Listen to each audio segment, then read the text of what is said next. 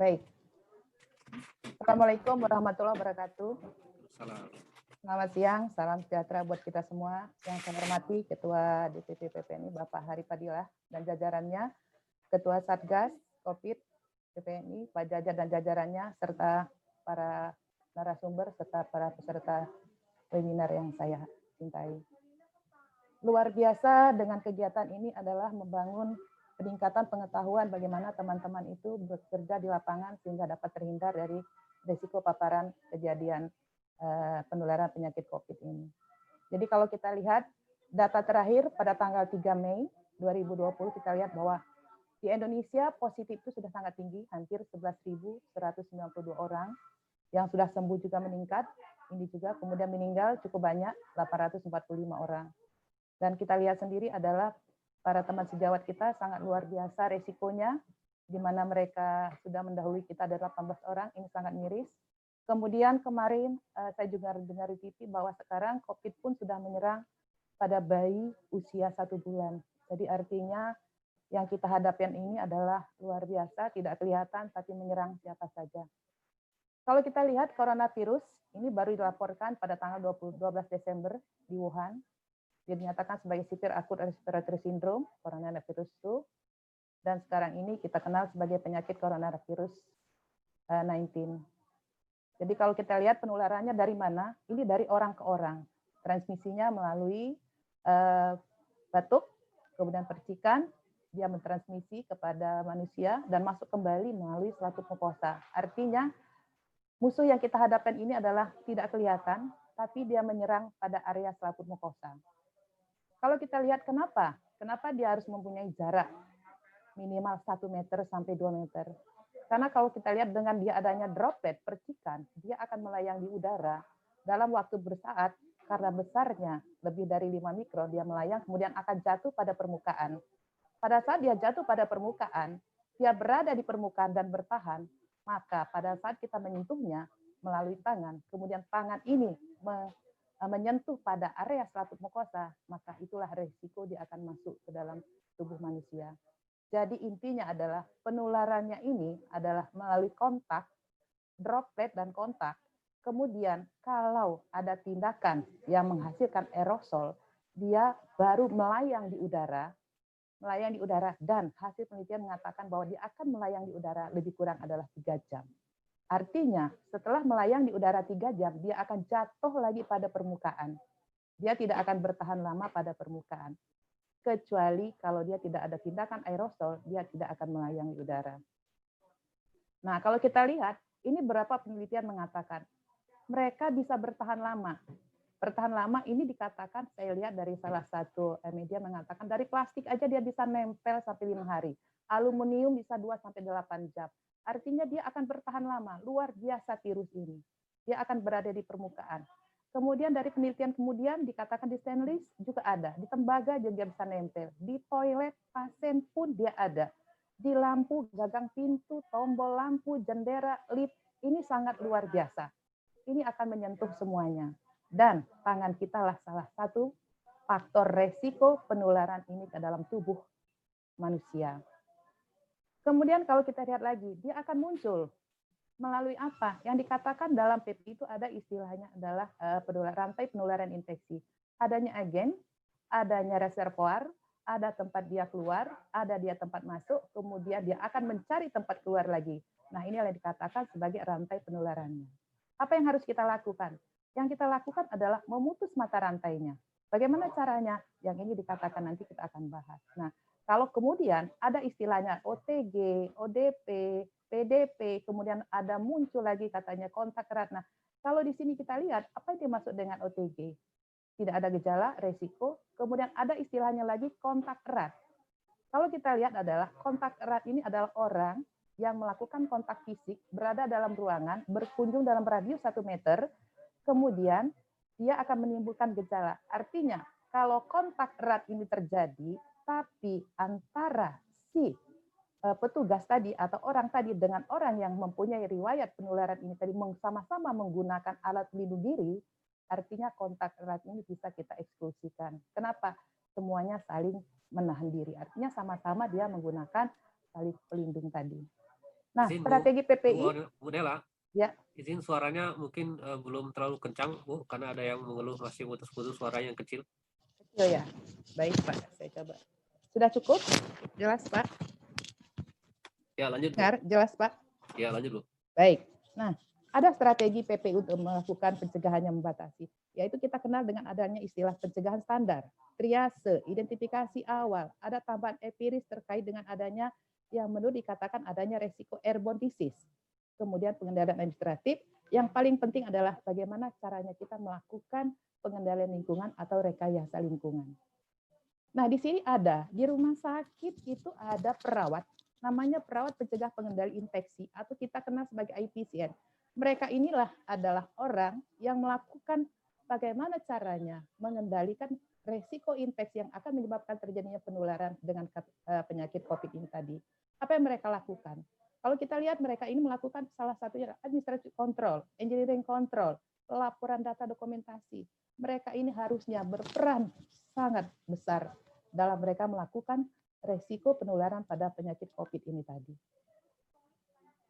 Kemudian kalau kita lagi ada rekayasa lingkungan, ini sudah kita lakukan. Bagaimana caranya? Misalnya pada pasien triase baru datang, kita sudah melakukan triase apakah mereka mempunyai gejala ke arah COVID atau tidak. Kemudian kita membuat jarak tempat duduknya. Tapi ada salah satu yang mungkin kita perlu perhatikan tadi seperti Pak Agung tadi katakan.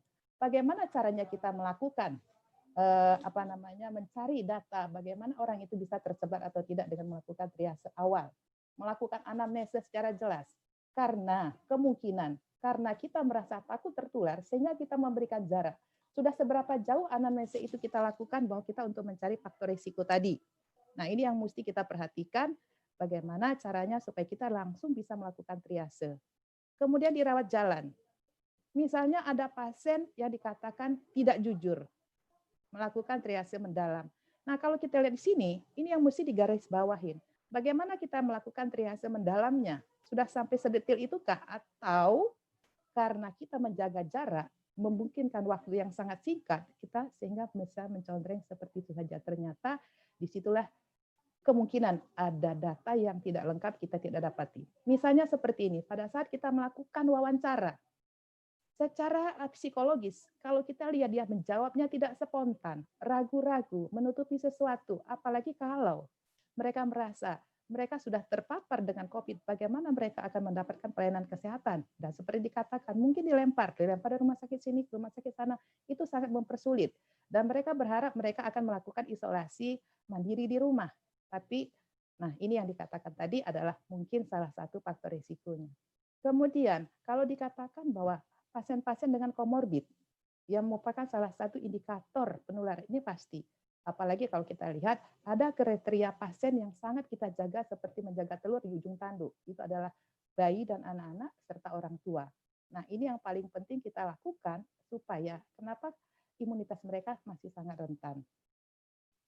Kalau kita lagi bagaimana melakukan triasenya? Mungkin semua rumah sakit sudah mempunyai ini alur waktu melakukan pemeriksaan. Bagaimana mereka mendapatkan pasien itu OTG, ODP, atau PDP. Ini pasti semua rumah sakit sudah ada.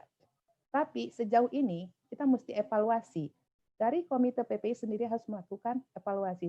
Seberapa besarkah kemampuan rumah sakit untuk menampung pasien dan seberapa besarkah tenaga mereka untuk melakukan pelayanan kepada pasien-pasien kalau rumah sakitnya itu sudah sangat banyak pasiennya. Nah, ini pasti adalah salah satu faktor risiko. Kemudian WHO membedakan berbagai tingkat risiko.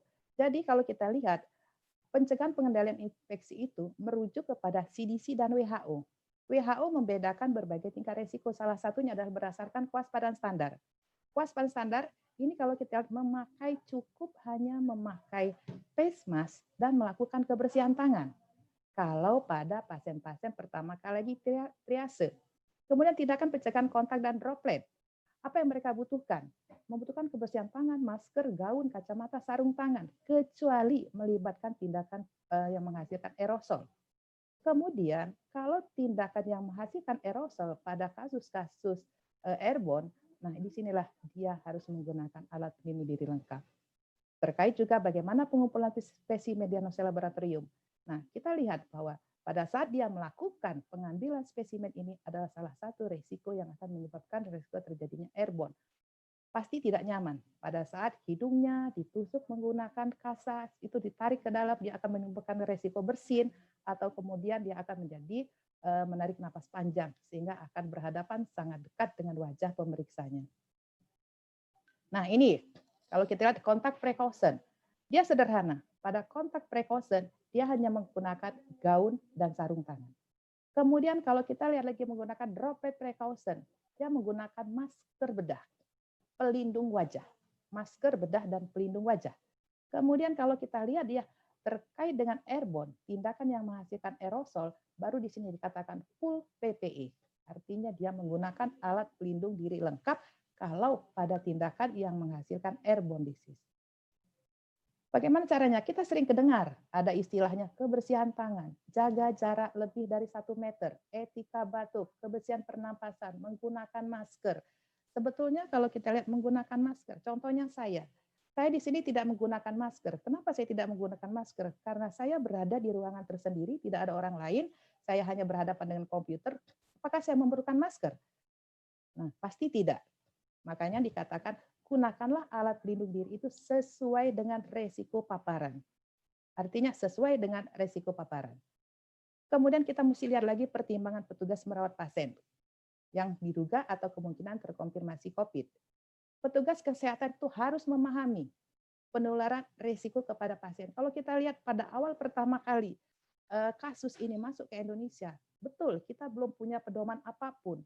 Kita tiba-tiba dihadapkan dengan masalah besar, sehingga apapun yang ada di dalam media, apapun yang kita temukan jadi media, itulah merupakan menjadi rujukan kita untuk melakukannya. Nah, kenapa? Karena memang pada saat itu kita belum mampu menghadapi yang kejadian pandemi luar biasa ini, kita menerjemahkan satu media yang mengatakan, kalau harus melakukan ini, gunakan ini. Kita lihat Cina seperti menggunakan ini, semuanya menggunakan alat pelindung diri seperti apa yang ada di media. Kemudian petugas kesehatan selalu harus diingatkan penggunaan yang tepat dalam penggunaan APD. Pembersihan lingkungan, disinfeksi peralatan. Artinya apa? Penularan COVID-19 ini bukan hanya sekedar alat pelindung diri. Bukan hanya sekedar alat pelindung diri.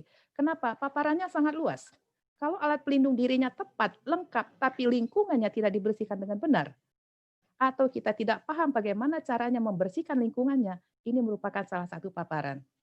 Kemudian alat peralatan kesehatan. Kalau kita juga tidak tahu bagaimana cara melakukan disinfeksi peralatan kesehatan, walaupun alat pelindung dirinya sudah tepat kita gunakan, peralatannya terkontaminasi. Ini adalah salah satu faktor resikonya. Sehingga petugas kesehatan yang akan menghadapi harus jelas-jelas memahami dulu tentang aturan tata tertib bagaimana cara pencegahan pengendalian infeksi ini. Nah, ini harusnya dilakukan audit kepatuhan oleh IPCN atau tim lain yang ditunjuk. Artinya di rumah sakit itu akan dilakukan setiap minggu atau 2 minggu sekali dilakukan audit bagaimana petugas itu kepatuhannya terhadap kewaspadaan standar tadi. Jadi kalau seandainya kita temukan kepatuhan terhadap kewaspadaan itu tidak benar, artinya itulah yang harus diperbaiki duluan. Bagaimana petugas itu memahami kebenaran yang itu tadi. Kemudian, tadi yang dikatakan jumlah staf, memang betul mereka kelelahan. Apalagi kalau menggunakan coverall dengan peralatan yang banyak sekali, sudah menggunakan baju OKA, baju suit, scrub, menggunakan coverall, menggunakan pelindung diri lagi, kemudian menggunakan alat sungguh luar biasa. Kemudian tidak minum dan makan selama 8 jam. Di dalamnya keringetan luar biasa, ngocor, bajunya basah semua. Terjadilah dehidrasi. Dan mereka perlu istirahat. Harusnya setelah mereka bekerja itu, mereka tinggal khusus dengan ruangan tersendiri untuk memulihkan segala kelelahan mereka tadi. Kemudian data semua orang yang merawat. Ini nanti terkait dengan trackingnya. Trackingnya nanti bagaimana resiko paparan itu. Pemantauan petugas kesehatan. Nah ini yang perlu dipantau. Berapa lama dia sudah merawat pasien itu? Bagaimana? Mungkin kita kenal dengan OTG. Jangan-jangan dia sudah terpapar tapi dia tidak mempunyai gejala. Nah kalau yang ini sangat luar biasa. Inilah faktor risiko pemaparan yang sangat cepat karena dengan orang tidak ada gejala, mereka merasa sehat, mereka berada dalam lingkungan, ini yang akan menjadi sumber penularan. Kemudian Yang paling penting adalah bagaimana di fasilitas pelayanan kesehatan rumah-rumah sakit, terutama di rumah sakit. Keterlibatan Komite PPI dan IPCN sebagai pengawas kepatuhan standar. Artinya, IPCN perawat pengendali infeksi akan melakukan pengawasan terhadap kepatuhan standar dan perilaku petugas. Tapi teman-teman saya IPCN kadang-kadang mengingatkan ini tidak didengar alasannya mereka. Saya tidak tahu kenapa, padahal mereka sudah mengingatkan bahwa itu salah, ini salah. Kadang-kadang kita juga eh, para penggiat PPI tertawa sendiri melihat bagaimana riweuhnya di lapangan menggunakan alat pelindung diri. Bagaimana mereka mengejar-mengejar menggunakan berlapis-lapis alat pelindung diri. Tapi pada saat melepaskannya, mereka tidak sadar bahwa resiko yang paling beresiko itulah pada saat mereka melepaskan alat pelindung diri pada lokasi atau tempat yang tidak tepat. Ini salah satu adalah resiko penularannya. Kemudian kita lihat lagi di sini. Airborne precaution disarankan hanya pada tindakan aerosol. Airborne precaution. Jadi penggunaan alat pelindung diri lengkap itu hanya disarankan pada tindakan di mana menghasilkan aerosol. Ya, misalnya tindakan suction, intubasi, bronkoskopi, kemudian tindakan operasi pada dokter anestesi yang memberikan anestesi itu sangat luar biasa menghasilkan aerosolnya. Kemudian semua pasien penyakit pernapasan harus diletakkan pada ruangan tersendiri. Ini nanti juga akan menjadi kebingungan. Persyaratannya ruang isolasi harus ada tekanan negatif. Kalau seandainya tidak ada ruangan tekanan negatif, apa yang harus mereka lakukan? Cari sana, cari sini, bobok sana, bobok sini. Akhirnya terjadilah perubahan-perubahan yang kemungkinan akan menyebabkan risiko tersendiri. Kemudian tim petugas kesehatan yang ditunjuk khusus pada pasien COVID. Artinya kenapa ditunjuk dengan khusus? Karena untuk trackingnya nanti akan lebih mudah. Kita tahu berapa orang yang di situ, berapa orang yang harus dihadap, berapa orang yang harus diawasi. Kemudian standar penggunaan alat pelindung diri. Nah ini yang nanti akan dibahas oleh Bu Deta, bagaimana cirat marutnya penggunaan alat pelindung diri sampai terjadi kekurangan alat pelindung diri. Kebersihan tangan. Nah ini yang menjadi sumber. Jadi artinya apa? Penularan resiko COVID-19 ini adalah salah satunya disebabkan oleh tangan. Kita tahu musuh yang kita hadapin ini adalah musuh yang tidak kelihatan. Dia berada hanya di satu tempat. Tidak akan bisa pindah kecuali kita pindahkan. Siapa yang akan memindahkan? Itu adalah tangan. Tangan yang bisa menjangkau hidung, bisa menjangkau mulut. Tidak mungkin melalui kaki atau badan atau apa. Kain pun kalau kita tarik ke atas, dia menjangkau pada area selaput mukosa hidung dan mulut. Ini adalah merupakan salah satu sumbernya. Nah, kemudian yang perlu saya ingatkan lagi, kebersihan tangan itu adalah dua cara, menggunakan air mengalir dan menggunakan hand rub berbasis alkohol. Ingat di sini, hand sanitizer harus berisi minimal alkohol 70%. Dan kita harus ingat, alkohol 70% pada saat dia terbuka, dia akan menguap. Artinya, hand sanitizer itu harus betul-betul mengandung alkohol 70%. Kita tahu bahwa kopi itu akan terurai dengan alkohol 70%, minimal 70%. Jadi kalau kita menggunakan hand sanitizer dengan alkohol tapi buka tutup alkoholnya sudah 70% lagi.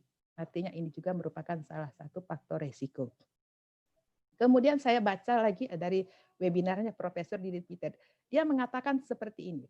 Pada saat pasien itu akan masuk ke ruang IGD, mereka menyiapkan tenda sebelum masuk ke ruang IGD, di mana tenda ini adalah tempat triasenya sebelum masuk ke ruangan yang akan dituju.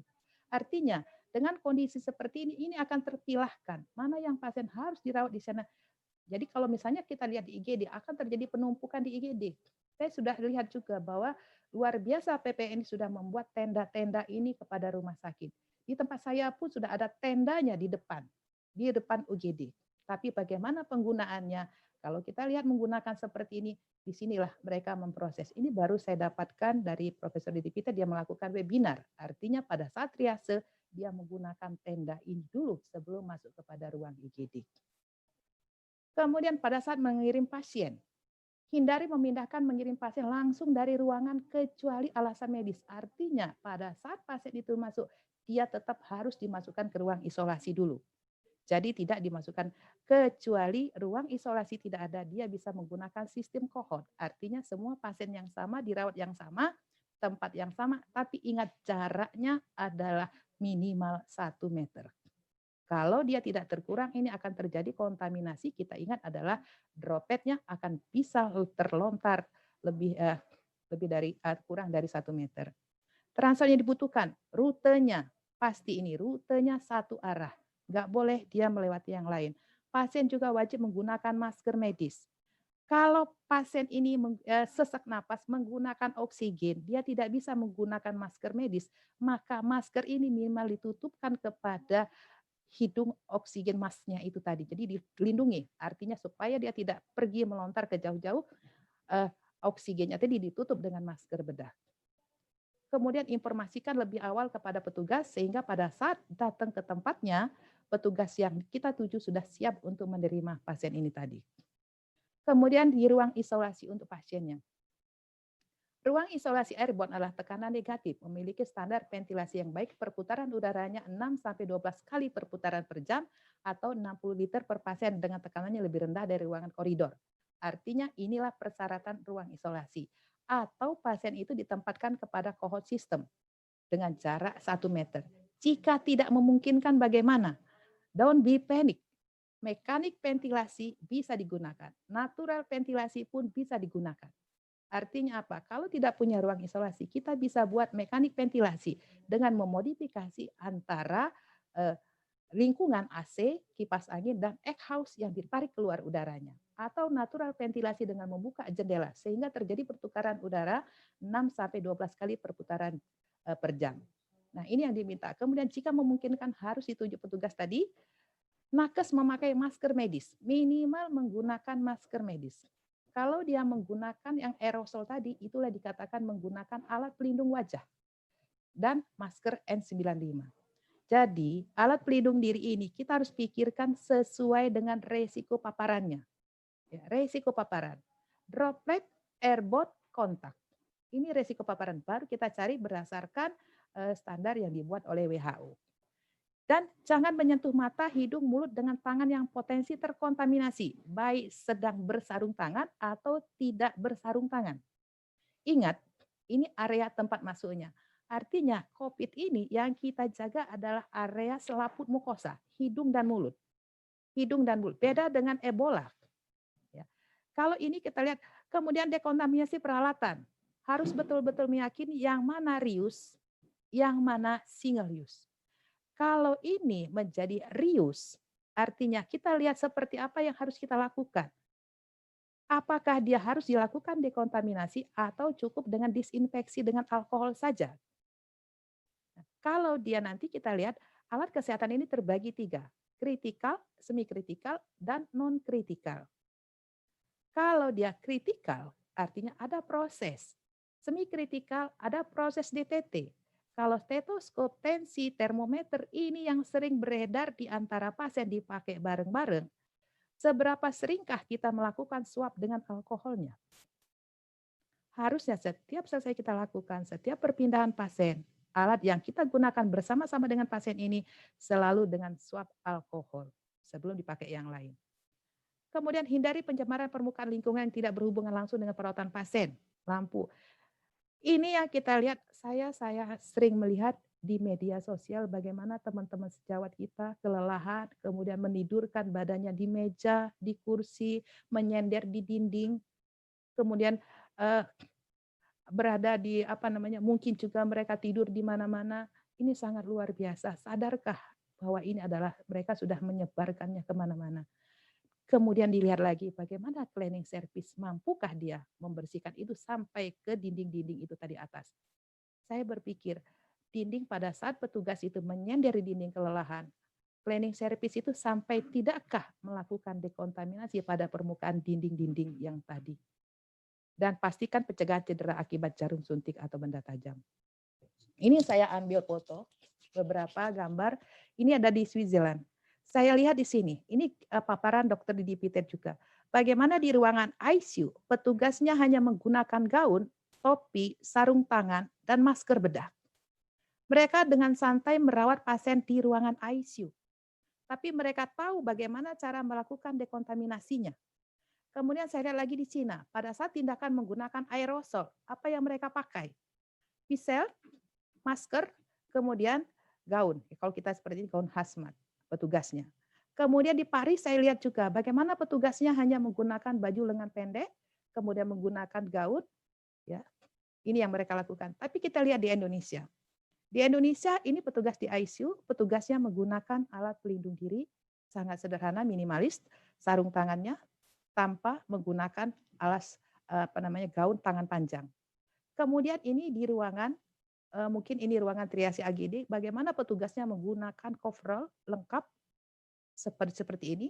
Kemudian ini juga saya lihat di OK, bagaimana petugasnya menggunakan ini lapisan baju, kemudian menggunakan chamber untuk menutupi ini. Jadi kalau kita lihat di Indonesia keseragamannya belum ada. Bagaimana caranya mereka menggunakan alat pelindung diri yang seharusnya, kemudian bagaimana dengan penggunaan coverall, bagaimana juga menggunakan di kamar OK. Nah, ini yang nanti perlu dibahas oleh narasumber berikutnya. Kemudian kita lihat pada saat mereka melakukan transportasi pasien, mereka melakukan bagging. Kita lihat bagging ini akan menghasilkan aerosol, artinya sepanjang perjalanan ini dia akan melayang-layang di sekitar udara, di sekitar area ini tadi. Kemudian kita lihat lagi gambar yang kedua. Bagaimanakah seorang petugas masih menggunakan alat pelindung diri hanya disemprotkan cairan disinfektan pada sepatunya saja. Dan mereka yakin artinya mereka sudah aman. Artinya cara dekontaminasinya pun ini yang harus dikontrol masing-masing rumah sakit. Bagaimana teman-teman ini melakukan seperti ini. Kemudian kita lihat lagi, ini ada gambar. Jaraknya terlalu dekat antara satu pasien dengan pasien berikutnya. Dengan selimut yang begitu tebal, petugasnya saja masuknya sampai menempelkan badannya seperti ini yang dikatakan sangat luar biasa, salah satu faktor risiko penularannya. Jarak dekat, hampir menempel ke belakang, ke depan, ya kita tahu bahwa kepatuhan terhadap jarak 1 meter ini tidak dijalankan. Kemudian tindakan yang menghasilkan aerosol. Kalau ya menggunakan ini tadi kita lihat bahwa resiko airborne yang dihasilkan pada tindakan menghasilkan aerosol itu bisa berada di udara lebih 3 jam. Gunakan masker N95. Nah, menggunakan masker N95 pun harus melalui proses yang namanya pit test. Yakinkan betul bahwa tidak terjadi sirkulasi udara lagi pada saat kita menggunakan masker N95. Kemudian melakukan prosedur di ruangan tekanan negatif, menggunakan tindakan aerosol, menghasilkan aerosol di udara. Kalau kita lihat tadi, dia menghasilkan aerosol, melayang-layang di udara, bertahan dengan 3 jam. Kemudian dia akan jatuh lagi pada permukaan. Kemudian kamar operasinya dilakukan tekanan negatif, dirubah. Jadi kami pun berpikir sekarang, kalau seandainya semua kamar operasi itu dirubah semuanya menjadi tekanan negatif, sementara persyaratan kamar operasi adalah tekanan positif. Bagaimana dengan pasien-pasien yang non-COVID nantinya? Tapi kalau rumah sakit itu mampu memiliki dual tekanan, bisa dirubah tekanan negatif, tekanan positif, ini sangat luar biasa. Tapi kalau rumah sakit tersebut sudah dibuat tekanan positif, kemudian dengan masalah COVID ini dirubah lagi menjadi negatif, kemudian ada prosedur tindakan operasi yang non-COVID, ini adalah mungkin nanti bagian HIPKABI yang akan menjelaskan. Tapi beberapa literatur mengatakan memang ada kamar operasi itu harus memiliki tekanan negatif untuk tindakan pada operasi COVID. Saya melihat literatur gambar ini tadi. Bagaimana mengakalinya? Ya, kalau kita lihat dengan tekanan positif tadi di kamar bedah, dirubah menjadi tekanan negatif, belum mampu OK-nya dirubah. Mereka menggunakan chamber seperti ini. Ya, ini salah satu. Jadi kalau kita lihat dari gambar ini dilakukan intubasi, kemudian terjadi aerosol, aerosolnya berada dalam kotak ini saja, dia akan terbang di kotak sini, kemudian mungkin kalau ada di sini sedikit terbuka, dia akan keluar ke sini, tapi jangan ada petugas di sini, maka dia akan jatuh sekitar permukaan ini saja. Ini alternatif-alternatif yang saya lihat dilakukan di lapangan. Kemudian nebulizer. Nah, nebulizer ini salah satu penyebab yang luar biasa. Kalau kita lihat intubasi saja menyebarnya seperti ini, bagaimana dengan melakukan nebulizer? Dia tekanannya akan lebih besar, jadi tindakan nebulizer ini mesti dipikirkan, tidak boleh terlalu sering, dan digunakan sesuai dengan indikasi saja atau medis saja. Dan petugas yang berada di tempat pada saat melakukan tindakan aerosol, batasi petugasnya. Jangan terlalu banyak. Kalau hanya cukup satu, ya sudah, satu saja yang di sana. Setelah itu baru dilakukan pembersihan lingkungan dengan general cleaning. Kalau memang nanti OK-nya itu akan dilakukan tindakan operasi berikutnya. Ini alat pelindung diri persyaratannya memang cukup banyak. Yang tadinya tidak pernah kita kenal, akhirnya kita kenal. Yang dulu kita tidak kenal dengan coverall, tidak pernah kenal dengan cover shoes.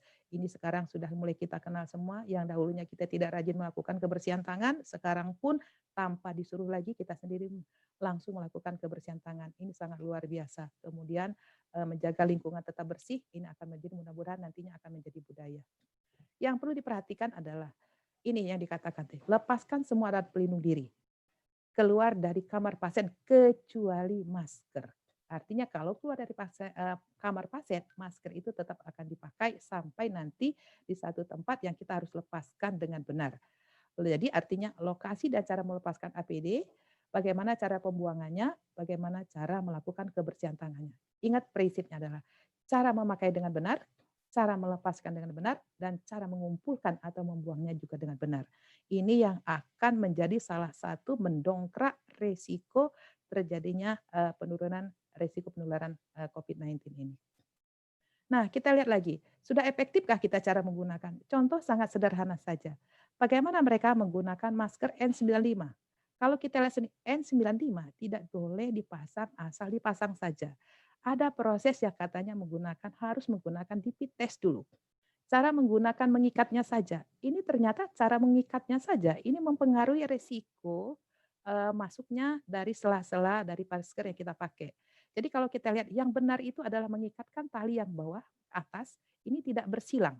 Bersilang. Kalau yang tidak bersilang seperti ini akan bocor di ujung-ujung sininya. Artinya ada caranya ini bersilang, artinya dia akan memperkuat sendiri. Kemudian tanpa sadar, ini yang saya katakan sering sekali saya mengingatkan pada teman-teman relawan di pertama kali akan masuk di Wisma Covid, saya ingatkan bahwa kebiasaan-kebiasaan yang tanpa sadar kita membuka tutup masker. Masker kita gunakan, begitu kita engap, kita lepaskan lagi, kita tarik lagi ke atas, kemudian ini tangan kita ini seperti apa? Jadi kalau kita misalnya menggunakan masker, memang harus menggunakan masker. Tapi kalau sudah kita tidak gunakan, jadi lepaskan lagi. Tapi tolong teman-teman lihat sendiri di lingkungannya. Bagaimana teman-teman yang menggunakan masker, begitu dilepaskan, taruh di dagu, kemudian agak sedikit, naikkan lagi. Begitu dia turun, naikkan lagi. Kenapa? Fit testnya itu tidak tepat. Jadi nanti pada saat dihidung, turun ke mulut, dia naikkan lagi. Ingat, ini adalah area. Kemudian di sini menggunakan coverall. Terjadi perdebatan. Coverall yang kita lihat adalah sering kita lihat coverall itu dimasukkan ke dalam sepatu. Sementara ini kalau kita pelajari yang dimasukkan ke dalam sepatu itu kasus-kasus Ebola. Jadi karena Ebola itu dia akan masuk pada luka ya pada area luka yang mungkin tidak dari luka pun dia akan bisa masuk. Tapi kalau COVID ini dia menularnya melalui kontak dari cairan selaput mukosa.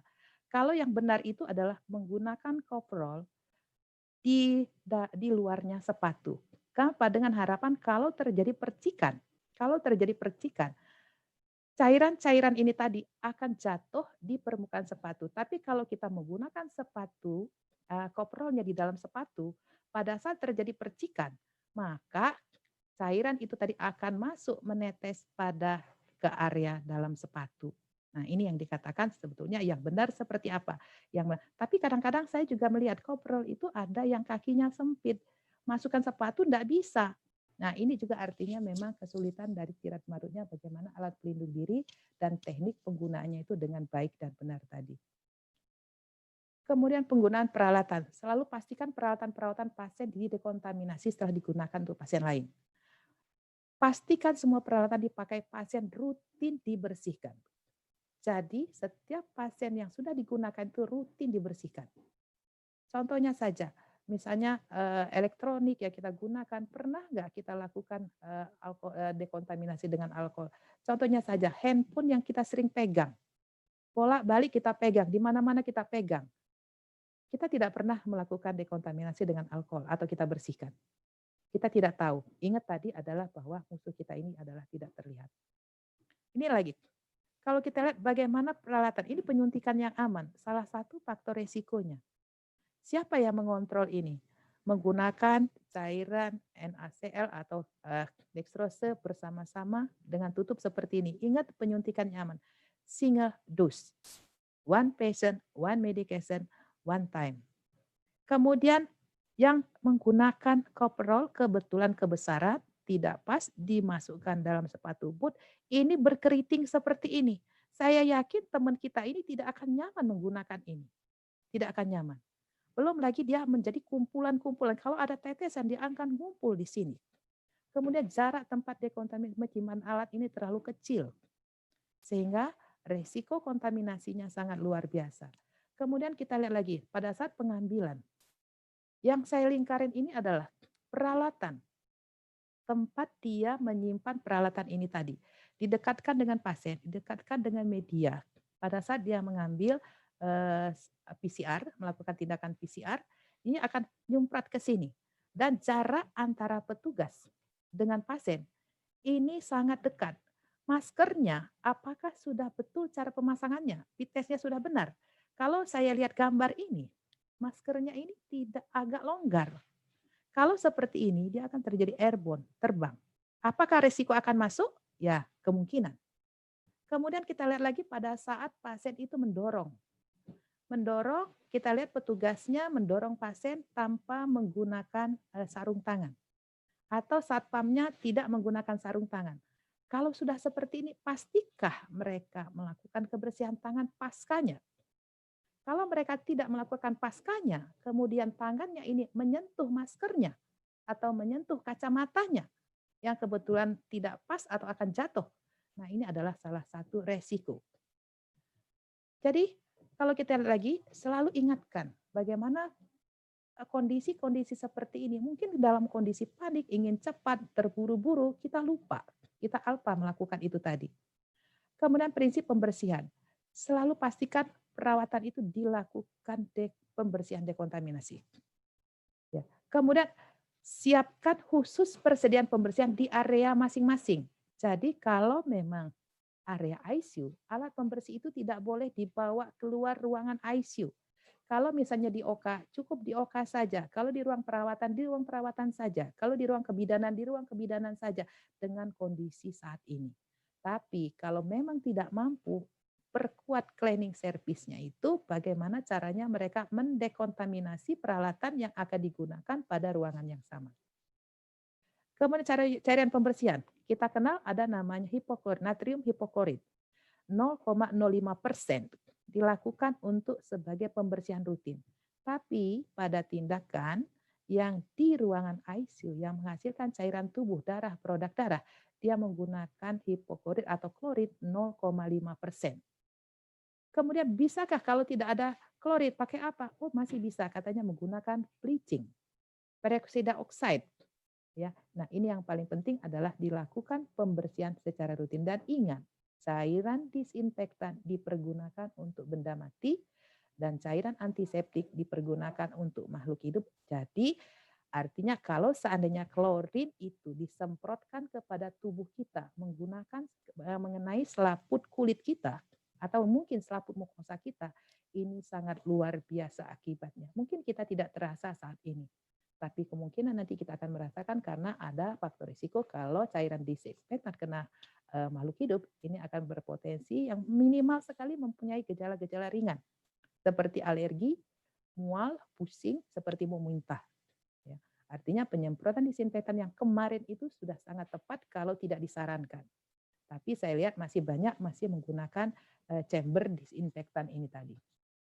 Dan ingat pembersihan selalu bergerak. Dari area paling bersih ke area paling kotor. Bersihkan dari area paling tinggi ke area paling rendah. Dari luar dan ke dalam. Dan area isolasi dibersihkan terakhir. Artinya inilah yang nantinya diajarkan pada cleaning service. Siapa yang mengawasi cleaning service pada ruangan isolasi? Berarti adalah ada orang yang ada di dalam ruangan tersebut. Dan membersihkannya hanya menggunakan sapu atau lap bambab, lap basah, atau disemprotkan dengan cairan kemudian dilap. Artinya tidak kita menariknya menggunakan dengan lap yang berbasis diselupkan dengan cairan disinfektan terlebih dahulu. Nah, ini kita lihat. Nah, ini. Jadi ada yang namanya general cleaning. Perlu sekali dilakukan. Tidak usah disemprot, artinya seperti ini. Dari kamar mandi, bagaimana cleaning service itu menggunakannya, cukup dia menggunakan alat pelindung diri seperti ini, disemprotkan semua permukaan dibersihkan semua sampai ke tempat-tempat tidurnya, sela-selanya. Kita perlu melakukan ini. Cleaning service itu harus sudah terlatih. Mereka, dan salah satu faktor risiko terbesar mungkin akan terjadi pada petugas yang ini, yang mungkin setiap hari mereka berurusan dengan cairan-cairan selaput mukosa yang ada di ruangan-ruangan pasien COVID tadi. Kemudian ambulan. Ambulan, dia ada protokolnya. Dia bersihkan semua permukaan ini sama seperti membersihkan ruangan isolasi. Dibersihkan semua, dilap semua dengan cairan disinfektan, semua permukaan-permukaannya petugasnya menggunakan APD sesuai dengan standar paparan. Semua permukaan ini dilakukan setiap pergantian selesai mengantar pasien. Ini dilakukan. Kemudian pencegahan risiko paparan COVID pada petugas. Mematuhi kebersihan tangan. 5 momen 6 langkah. 5 momen 6 langkah. Dan tolong perhatikan semua. Kuku itu panjangnya hanya 2 mili dari permukaan kulit tangan. Kuku. Jadi kuku kita kalau kita lihat cepat sekali panjangnya. Ini salah satu sela-sela yang menyebabkan risiko paparan tadi. Kemudian jangan menggunakan aksesoris. Baik itu di tangan, di leher, di telinga. Ini juga ada faktor risikonya, terutama di tangan. Kemudian baju. Baju juga itu harusnya kalau memang itu tangannya pendek. Ya, kalau misalnya bekerja di non-COVID, jangan menggunakan tangan. Kalau tangan panjang pun harus dia 3/4 dari tangan. Kenapa? Kita akan sering kali melakukan kebersihan tangan. Kalau baju kita panjang, akan lembab, maka lembab itu tadilah merupakan resiko paparan berkolonisasinya bakteri di sini. Kecuali kita kalau menggunakan hazmat, makanya ditutup dengan sarung tangan panjang ke atas. Supaya dia rata, tidak ada sela-sela untuk tempatnya kolonisasi daripada bakteri ini tadi. Ingat jarak dengan pasien lebih dari 1-2 meter. Karena penularan tadi melalui percikan, hati-hati jarak wajah terlalu dekat dengan arah muka pasien. Jadi kalau memang pasien itu sadar dan kita akan berdekatan, jaraknya kurang dari 1 meter, tidak ada salahnya kita minta kepada pasien itu, Pak, Ibu, tolong mukanya menoleh ke sebelah kiri ya. Kebetulan kita di sebelah kanan. Kenapa? Kalau terjadi droplet, dia tidak akan mengarah ke kita. Jadi sangat sederhana, buat wajah atau muka pasien dengan kita itu berlawanan arah kalau pasien itu mampu. Kemudian memahami menggunakan APD sesuai protokol tadi. Tadi yang saya katakan, menggunakannya dengan benar, melepaskannya dengan benar, tempatnya benar, membuangnya juga benar. Dan ada kekhawatiran terhadap pelanggaran terhadap penggunaan alat pelindung diri tadi. Bagaimana mereka meninggalkan area perawatan, kita pun berpikir, di mana tempatnya ini berkolonisasi si COVID ini. Apakah pada saat menggunakan APD atau setelah dia menggunakan APD. Kalau pada saat menggunakan APD, semuanya baik-baik saja. Semuanya benar. Pasti dia belum tertular. Tapi pada saat melepaskan.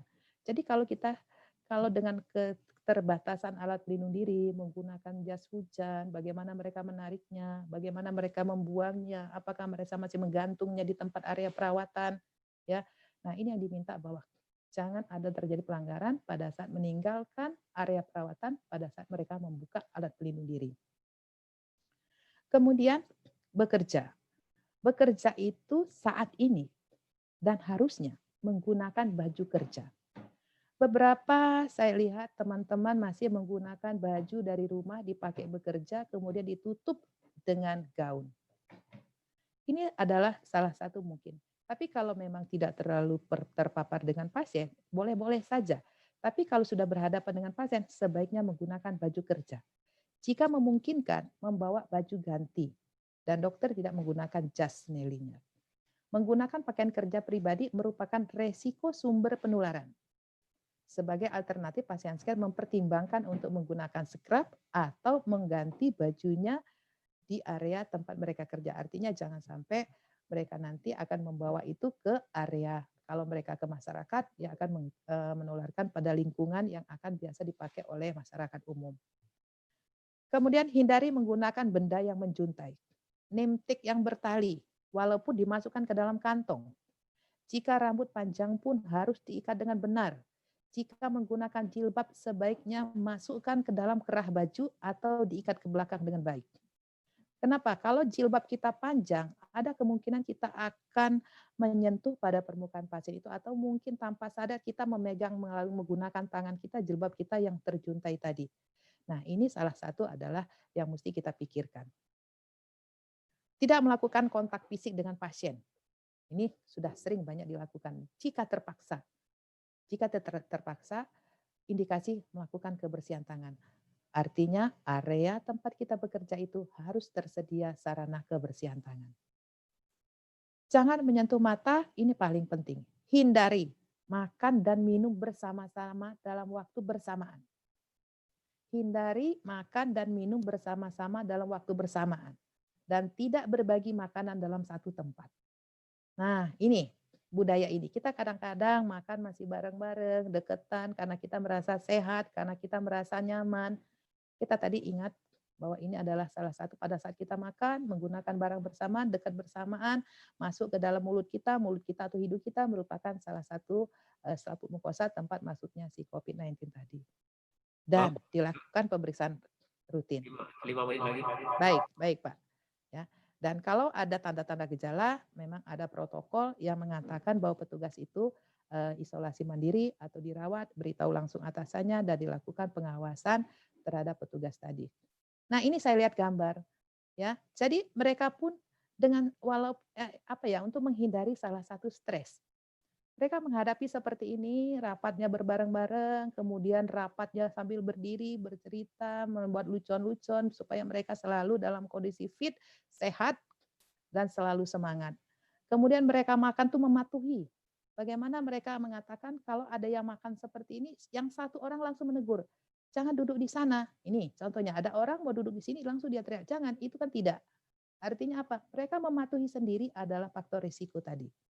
Nah, jadi artinya ini yang dikatakan tadi, kalau kita lihat bagaimana mereka mematuhi terhadap kaitannya dengan faktor risiko tadi.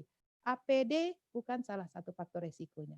Pengendalian lingkungan, penempatan alat yang benar, membersihkannya, kepatuhan petugas. Kepatuhan petugas, bagaimana caranya mereka menggunakan APD dengan benar, melepaskan dan benar di tempat yang benar.